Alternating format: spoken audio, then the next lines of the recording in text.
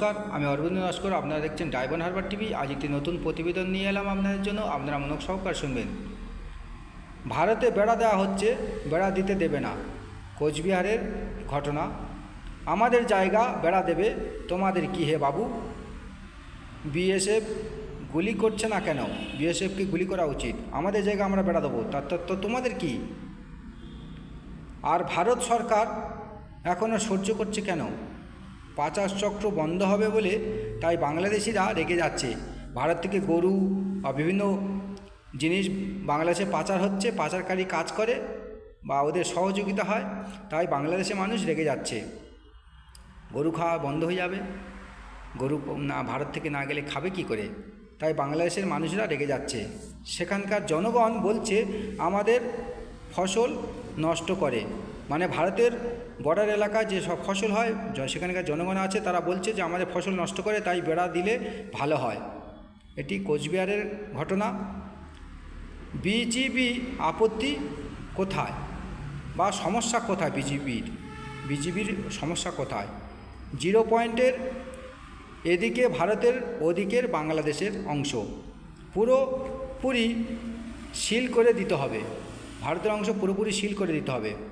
Open জায়গা রাখা যাবে না। পুরো বাংলাদেশের সঙ্গে বেড়া দিতে হবে।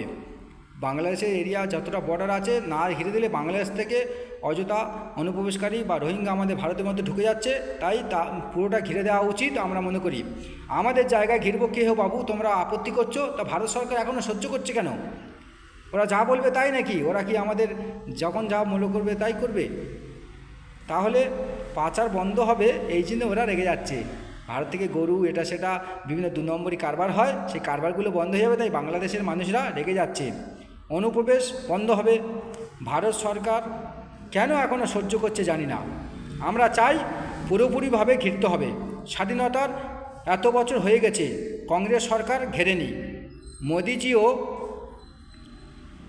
বা বিজেপি দল 10 বছর হয়ে গেল, কেন ঘিরছে না? পুরো ভারতকে কাঁটা তার দিয়ে ঘিরতে হবে। তাতে যত খরচ হবে আমরা ট্যাক্স দিতে রাজি আছি। এটি আমরা আরামবাগ টিভি নিউজ সূত্রে দেখলাম বা জানতে পারলাম। তাই কংগ্রেস সরকার স্বাধীনতার এত বছর হয়েও তারা যতদিন ছিল পুরো ভারতবর্ষকে ঘেরেনি। কারণ আমাদের জায়গা পুরো বর্ডার দিয়ে ঘেরা উচিত। কেন অনুপ্রবেশ হবে? কেন অন্য দেশের মানুষ আমাদের ভারতবর্ষে আসবে, অনুপ্রবেশ করবে চুরি করে, 2 নম্বরীভাবে, অবৈধভাবে?